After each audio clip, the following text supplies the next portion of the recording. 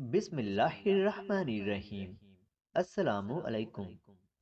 हमारे गांव में एक बहुत बड़ा कराटे का मुकाबला होने वाला था। जीतने वाले के लिए 10 लाख रुपए इनाम था और मैं बहुत मेहनत से अपनी तैयारी में मसरूफ था। वैसे तो मैं बहुत खुश था क्योंकि जिस मेहनत और लगन से मैं तैयारी कर रहा था, मुझे लग रहा था कि मैं ही जीतूंगा। लेकिन इस बात का डर था कि कहीं राजू कराटे मास्टर का एजाज ना जीत जाए। राजू कराटे में चैंपियन था और वो पहले भी बहुत से इनामात जीत चुका था। मुझे कराटे का बहुत शौक था, इसलिए मैंने इस मुकाबले में हिस्सा लिया था। मुझे बेसब्री से उस दिन का इंतजार था जिस दिन कराटे का मुकाबला होने वाला था। आखिर वो दिन आ ही गया। सब लोग खूब तैयारी के साथ आए थे, लेकिन राजू थोड़ा अफसुर्दा लग रहा था। मुकाबला शुरू हो गया।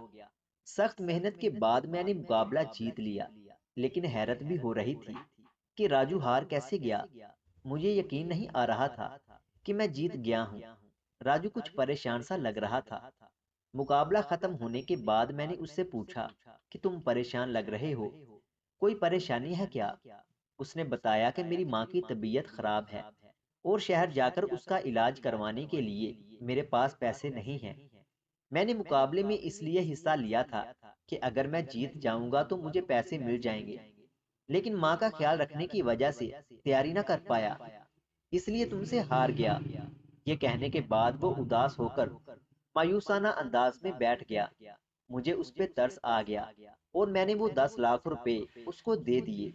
पहले तो उसने पैसे लेने से इनकार कर दिया, लेकिन मेरे बेहद इसरार पर उसने ले लिए। मुझे अपने जीतने की उतनी खुशी नहीं थी जितनी मुझे उसको पैसे देने के बाद हुई। वाकई आज मुझे सच्ची खुशी मिली थी। मजीद इस तरह की वीडियोस देखने के लिए हमारे यूट्यूब चैनल मीठी वॉइस को सब्सक्राइब करें।